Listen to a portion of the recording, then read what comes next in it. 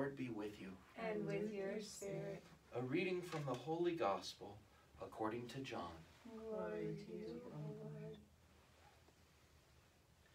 Jesus went to the Mount of Olives, but early in the morning he arrived again in the temple area, and all the people started coming to him, and he sat down and taught them.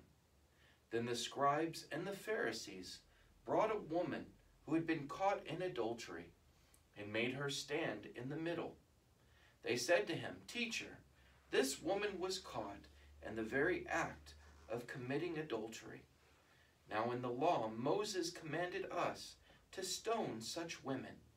So what do you say?" They said this to test him, so that they could have some charge to bring against him. Jesus bent down and began to write on the ground with his finger. But when they continued asking him, he straightened up and said to them, "Let the one among you who is without sin be the first to throw a stone at her."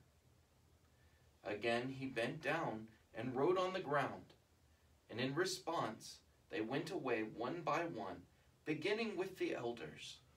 So he was left alone with the woman before him.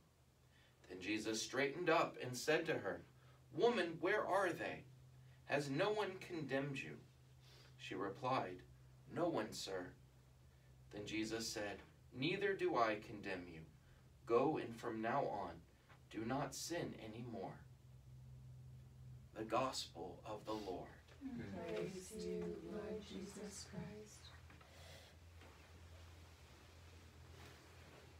For the past 3 Sundays, we focused on the identity of Jesus.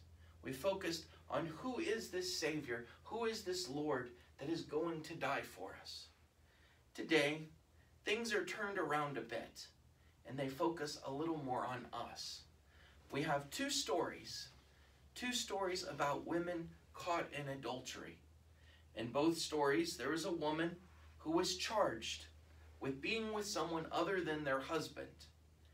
And in the first story, it's the woman Susanna. And she's wrongfully charged. She's innocent.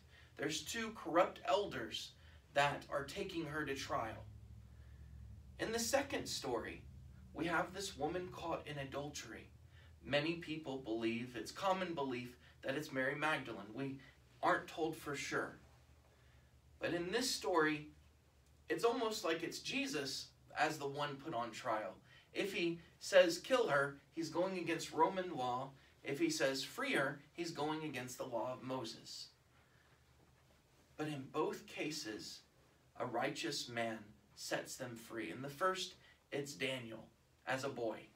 And in the second, it's Jesus, our Savior. So what do we learn from these 2 accounts? And I'll say very different things. In the first one, we have these elders that in turn are put on trial.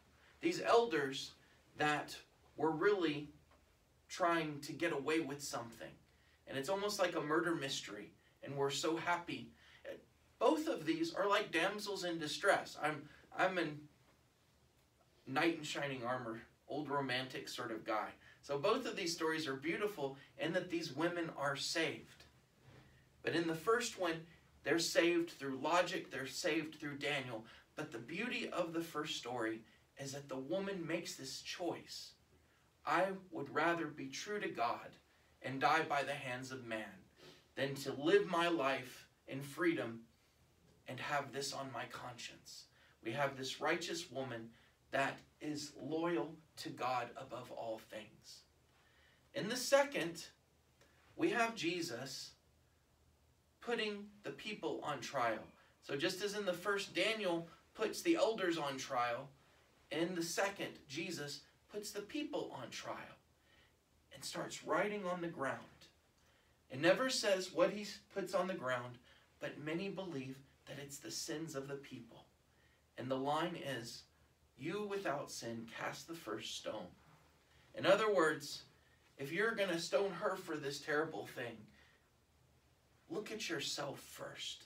What terrible things have you done? Who here has not done something worse than her? And guess what? I know what those things are. Look at this. And even though I'm sure everybody read their own sins and couldn't see their neighbor's sin, I'm sure they thought that everyone could see their sins. And it says in this story, they go away one by one, starting with the oldest, the elders. Starting with the ones with the longest history that Jesus could tap into.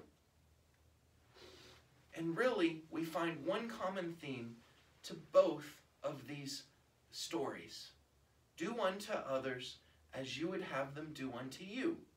With Susanna, well, these elders were trying to kill her, to hide. And in the end, Daniel reverses it, and the same sentence that would have gone to her goes to them. They got what they were trying to do to her. In the second story, all these people know their sins. They long for mercy.